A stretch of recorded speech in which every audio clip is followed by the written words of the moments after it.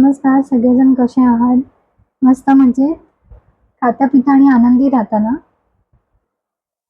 मी गोवाच्या ट्रिपला बिझी होते म्हणून मला अ, वेळ नाही भेटला नवीन YouTubeवर कंटेंट टाकायला.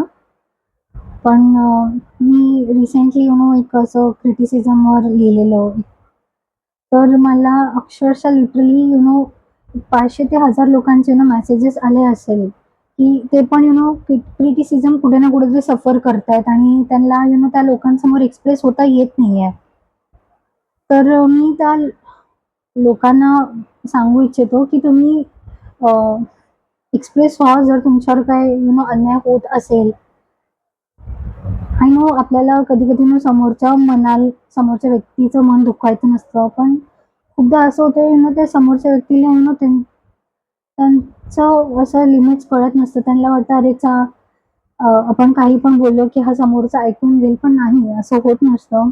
सगळ्यांना आपलं सेल्फ रिस्पेक्ट इम्पोर्टंट असतो आणि अननेसेसरी काही आपण कोणाचं काही अ, खात-पीत नाही, हे करत नाही, तर मग अननेसेसरीली का ऐकून घ्यायचं क्रिटिसिझम, टॉन्ट्स, सल्ले आणि आजकाल हे खूप एक्सिडली झालंय आणि खूप लोकांना काही काम-धाम नसतं. दुसऱ्यांच्याच आयुष्यामध्ये हे करत असतात. तर आपण स्ट्राँगली डील करायचं. मला खूप जण म्हणले, की तुम्ही स्ट्राँगली कसं डील करता, एक्सप्रेस होता. नाही, मी पण तुमच्यासारखी इमोशनल आहे, सेन्सिटिव्ह आहे, हर्ट होते. मी पण खूपदा असं असं खूपदा होतं, की अरे मला मला बोलायचं पण मग मीच म्हणते जाऊ दे. आपण कशाला आपली एनर्जी समोरच्या व्यक्तीवर घालवूया आणि आपल्याला त्यानेच कळतं, की समोरच्या माणसाची मेंटॅलिटी काय आहे, कशी आहे. असं होतं आणि मी असं हे करते की मी समोरच्या व्यक्तीला 3 चान्सेस देते, की ठीक आहे पहिल्यांदा बोलला-बोलली, मोठी आहे हेन-तेन ठीक आहे. दुसऱ्यांदा बोलला-बोलली ठीक आहे. म्हणलं कशाला वाढवायचं? इव्हन आपले घरचे पण असतात, जाऊ दे, जाऊ दे करत. मी तिसऱ्यांदा पण दिलं. पण कसं आपलं पण पेशन्स असतं, आपलं पण एक थ्रेशोल्ड लिमिट असते आणि आपल्याला पण ऑफकोर्स हर्ट होतो. आपण पण ह्युमन बीइंग्स असतो. मग तिसऱ्यानंतर परत तो व्यक्ती अननेसेसरी क्रिटिसाइज करायला लागला तुम्हाला, टॉन्ट्स मारायला लागला. अ, फुकटचे सल्ले अनवॉन्टेड द्यायला लागला, तर मग आपण त्या वेळेस बोलणं गरजेचं आहे. तुम्ही नाही बोलला ना, तुम्ही आतल्या आत सफर होणार आणि तो समोरचा तर मजा घ्यायलाच बसला. तर असं होऊ देऊ नका आणि अजून एक म्हणजे जे लोकं क्रिटिसाइज करतात दुसऱ्यांना, टॉन्ट्स मारतात, पिन पॉइंट करतात. त्यांना जे लोकं करतात ना, मग तुम्ही ऐकण्याची पण क्षमता ठेवा, की समोरचा व्यक्ती पण तुम्हाला बोलेल मग.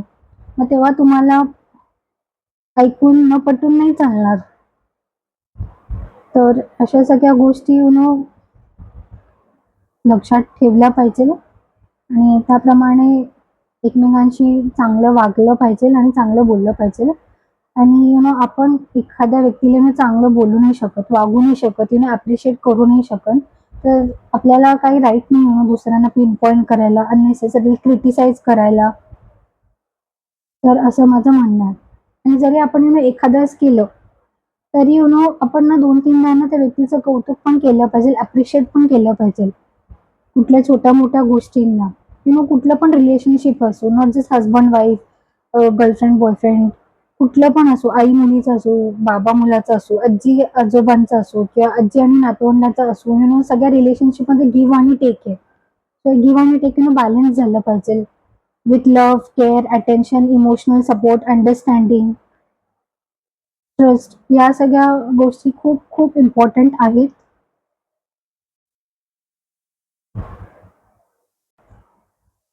आणि अजून एक गोष्ट म्हणायचं झालं, की खूप जणांना इनर कॉन्शियस आपल्या स्वतःला, इनर सेल्फला माहीत असतं, की अरे आपण चुकलेलो आहे.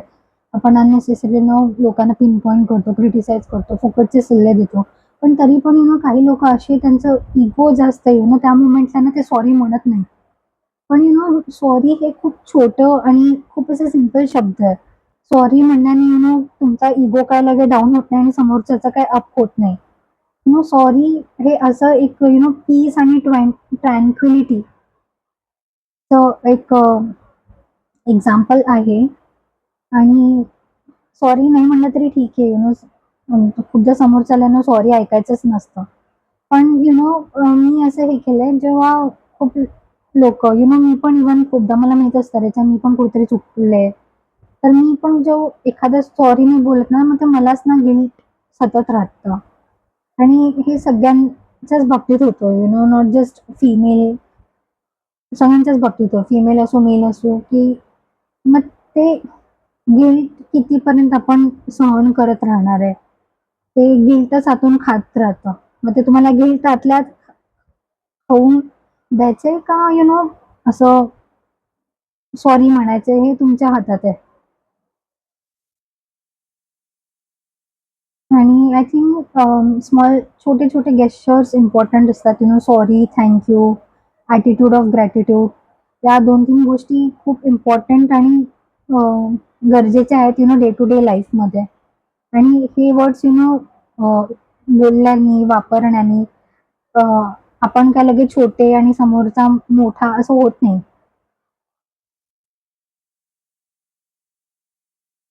सॉरी, थँक यू आणि ॲटिट्यूड ऑफ ग्रॅटिट्यूड लाईफमध्ये राहणं हे खूप इम्पोर्टंट छोटी बेसिक डे टू डे लाईफमधली गोष्ट आहे.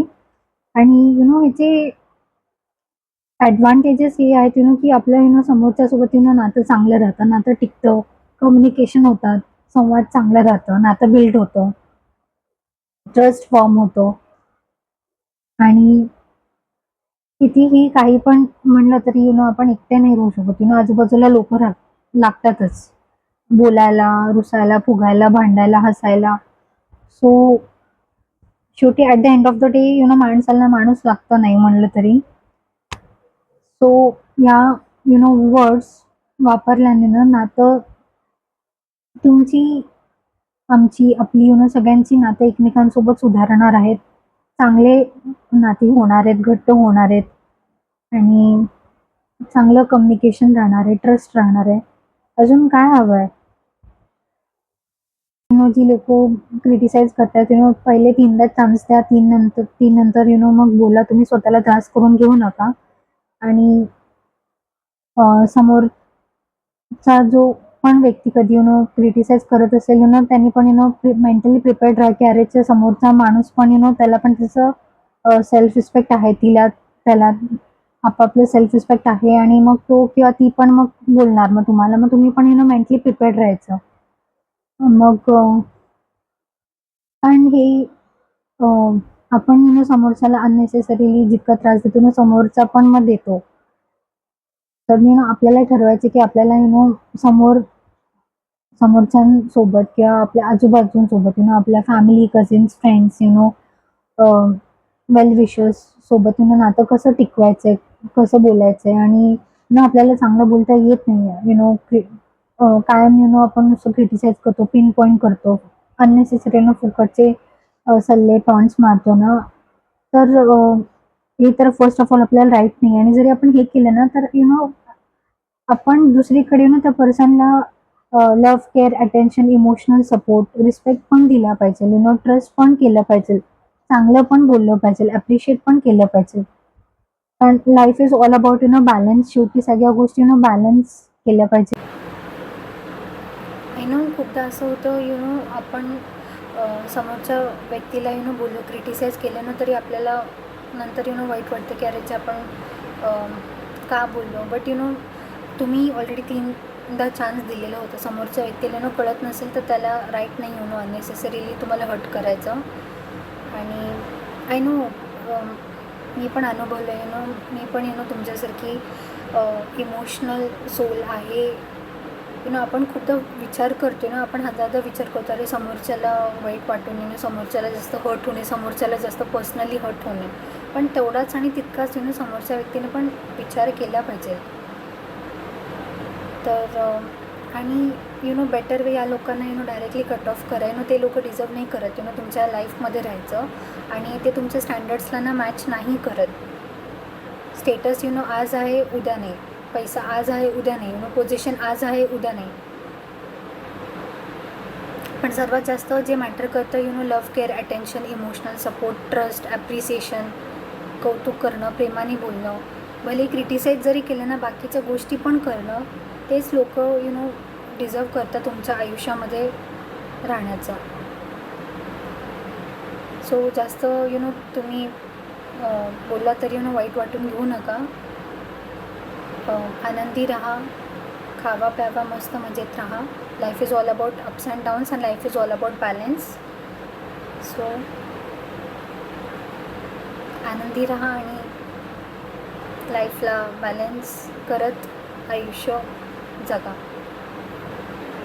एवढंच म्हणायचं होतं. थँक्यू.